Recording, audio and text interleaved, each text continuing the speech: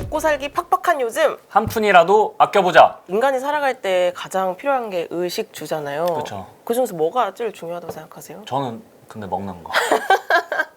먹는 거 중요하죠. 먹는 거 중요하죠. 저는 사실 사는 게 좀 중요합니다. 근데 이게 집 부담이 사실 만만치가 않아요. 저희 같은 사회 초년생한테 목돈이 어디가 있다고. 없죠. 네. 금리. 아, 금리가 너무 많이 비싸지고 또 내려간다 말만 해놓고 실제로 지금 너무 상황이 유연해요. 지금 또 파월형 코로나 걸려서 누워 계시고 아, 내 집 마련 언젠간 또 해야 되는데 그 전까지 돈을 어떻게 모을 수 있을까? 이런 거 고민이 되실 것 같아서 오늘은 이 집에 대해서 또 사회 초년생이 받기 좋은 이 전세 대출에 대해서 준비를 해봤습니다. 먼저 중기청 대출이 있고 버팀목 대출이 있습니다. 각각 대상이 어떻게 되고 조건이 어떻게 되고 둘 사이에 가장 큰 차이점이 뭔지 한번 분석해 보겠습니다. 저희가 이제 살짝 여의도 나가서 좀 여쭤봤어요. 그 거주 유형이 어떻게 되고 뭐 대출 금리는 어떻게 되고 이런 거 한번 여쭤봤는데 그 월세, 월세로 전세 사기도 많고 그래서 월세로 하세요? 전세를 선택하지 않은 이유가 혹시 있으신가요?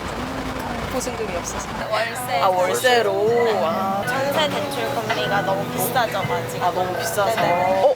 금리만 한번. 금리 그러면 신용 등급 나오는 거 아니니? 역추적해서 나 4% 이상인 것 같은데. 그렇습니다. 전세요. 전세로. 네네, 대출 안 받고. 감사합니다. 전세 사기가 워낙 많다 보니까 무서워서 그냥 월세를 사신다. 맞아요. 아니면 이 보증금이 없어서 월세를 하고 있다. 이런 분들이 좀 많은 분들이 전세에 대해서 벽이 좀 있다고 느끼시는 것 같아요. 그래서 더 오늘 이 유튜브를 유의미하게 보셔야 월마다 나가는 지출을 더 최소한으로 줄이실 수 있다는 점. 중기청부터 제가 설명을 한번 해드릴게요. 이게 정식 명칭이 중소기업 청년 전월세 보증금 대출입니다. 중소기업에 다니는 재직자분들께서 이용하실 수 있다. 이게 포인트인 것 같아요. 대상을 보시면 만 19세 이상부터 만 34세 이하까지 포함이 됩니다. 그래서 이 나이대이신 분들은 상품을 이용하실 수가 있는 거고요. 세정 기준으로는 1인 가구 기준으로 봤을 때 이제 3,500만 원 이하면 신청하실 수가 있습니다. 이게 부부 합산으로는 5천만 원 이하인데 사실 요즘 맞벌이 많이 하시는데 약간 타이트하기는 합니다. 이렇게 생각하실 수도 있잖아요. 내가 취업을 했는데 아직 일한 지가 1개월 정도밖에 안 됐다. 이런 경우에도 이거 중기청 받을 수 있나요? 이렇게 궁금해하실 수도 있는데 네, 가능합니다. 불가능하지 않습니다. 기준 자체는 이 직전 연도를 기준으로 하지만 이게 산정될 때는 아직 그 1년을 안 채우면 안 잡히거든요. 그래도 그렇죠. 이거 이제 증빙 서류를 가지고 가시면 신청을 하실 수가 있고 예를 들어 아직 내가 수습 기간에 있다 하면 이제 본 근무를 하기 전에 네. 월급이 약간 다를 수도 있잖아요. 그때 이 연소득 합산 범위 안에 들어가면 또 유리하게 산정받으실 수가 있으니까 놓치지 않고 시기적으로 잘 챙기셔도 좋을 것 같아요. 자산 기준이 있는데 순자산 가액이 3.45억 원 이하 무주택 세대주여야 됩니다. 근데 나는 아직 세대주가 아니다. 부모님이랑 같이 살고 있다. 이런 경우에도 예비 세대주기 때문에 이제 신청을 하실 수가 있어요. 대신에 이제 다른 전세 대출이나 뭐 그런 상품을 기존에 이용하고 계셨던 분은 이걸 추가로 이용하실 수가 없습니다. 이 중소 중견기업 재직자, 근데 공무원은 또 해당이 안 됩니다. 중기진흥공단이나 일부 이런 정부 프로그램을 좀 지원받고 계시다면 이건 제한이 좀 있을 수가 있습니다. 중기청 받을 수 있는 조건 어떤 것들 있죠? 조건이 크게 두 가지인데 이제 첫 번째 임차 전용 면적이 85제곱미터 아래여야 되는데 이게 평으로 하면 한 25평이거든요. 그래서 보통 1인 가구시다 하면 이 기준 때문에 걸리시는 일은 많이 없을 것 같고 그리고 임차 보증금이 2억 원 아래인 이제 매물만 가능합니다. 중기청 받아서 여기에 얼른 들어가고 싶다라고 했는데 네네. 이거 자체가 2억 원이 넘어요, 보증금이. 그런 네. 경우에는 어렵다는 점. 이 중기청이 가장 좋은 게 금리가 너무 낮아요.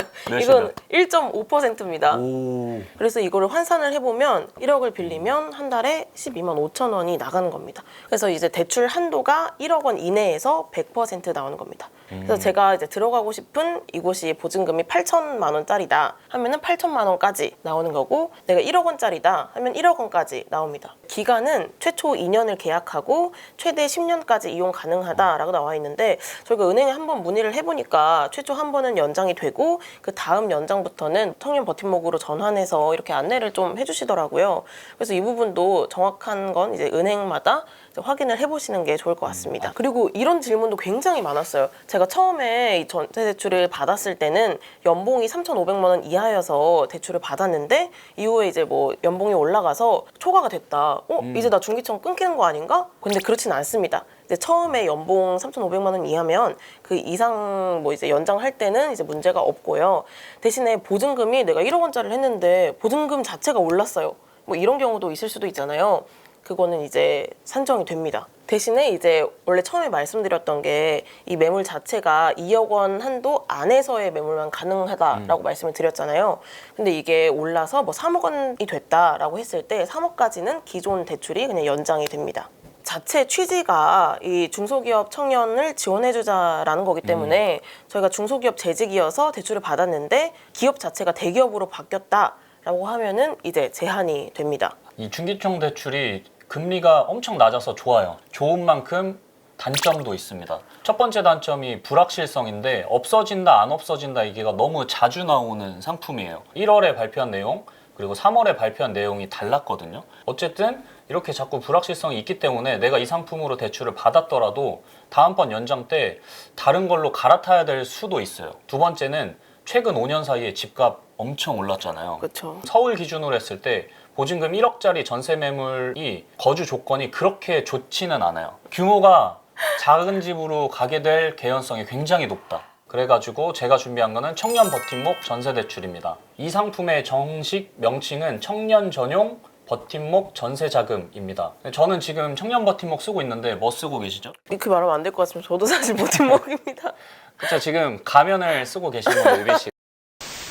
일단 대상은 중기청 대출이랑 거의 대동소이합니다. 만 19세부터 만 34세까지가 이용할 수 있고 소득 조건이 부부 합산 5천만 원 이하 이렇게 되어 있거든요. 제가 은행에 전화해서 물어보니까 외벌이 기준으로도 5천 이하입니다. 기간도 중기청 대출이랑 거의 유사하다고 보시면 되고 기본 2년에 연장이 또 가능하지만 구체적인 거는 다 은행마다 다를 수 있으니까 물어보면서 진행을 해야 하고 금리 얘도 만만치 않습니다. 어떻게 되죠? 최저 1.8%, 최대는 얼마죠? 2.7%입니다. 평균 그 전세대출 금리 제가 한번 찾아보니까 4% 안팎이더라고요. 그쵸, 이거에 맞아요. 비하면은 가장 높은 구간인 2.7%로 들어간다고 하더라도 충분히 괜찮을 것 같고 청년 버팀목의 경우는 최저 1.8%에서 최대 2.7%까지 이 금리가 소득 구간에 따라서 딱딱딱 정해져 있습니다. 이 상품 대출 한도는 최대 2억 원 이내고 보증금의 80%까지 대출이 됩니다. 그리고 중기청 대출이랑 비교했을 때 가장 큰 차이점이 물건의 보증금이 3억 원 이하인 것까지 되거든요. 최대 한도가 2억 원이다 보니까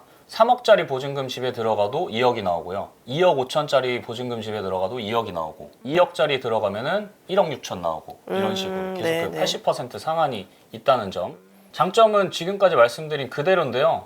사실 굉장히 저금리입니다. 얘도. 아유, 그쵸. 중기청 대출보다 대출 한도와 보증금의 그 규모가 더 높게 볼 수 있다는 게 굉장히 큰 메리트다. 버팀목의 최대 단점이 있습니다. 80%까지만 대출이 된다는 건데 보증금이 부담스러워서 대출을 받는 건데 나머지 20%는 내가 어떻게든 뭐 마련을 해야 되는 네, 겁니다. 손을 벌리든 두 상품 같이 놓고 최종적으로 한번 정리를 해보면 예를 들어서 1억 원을 딱 빌렸다 했을 때 중기청 대출은 월 이자가 얼마죠? 12만 5천 원입니다. 청년 버팀목의 경우는 연소득 2천만 원에서 4천만 원 사이 구간의 연금리가 2.1%거든요.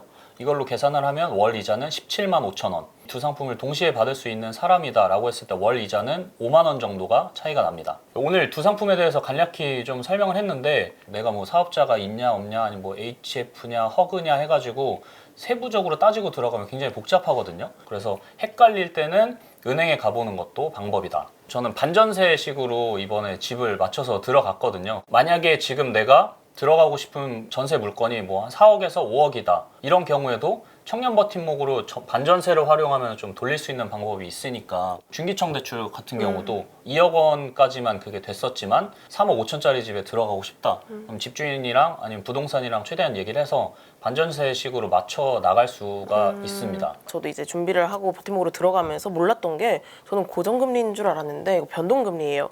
그래서 이제 대출을 받는 동안에 좀 소폭의 변동이 있을 수 있다는 점을 인지를 해주시는 게 좋겠습니다. 어쨌든 저희가 조금 한 푼 두 푼이라도 모아보자라고 하는 거니까 혹시 내가 이 분야에서 좀 어떻게 돈을 아끼시는지 꿀팁 궁금하다 하시면 댓글로 마구마구 남겨주세요. 저희가 열심히 또 준비해보겠습니다. 네, 우리 모두 부자 되는 그날까지 지금까지 알뜰고였습니다.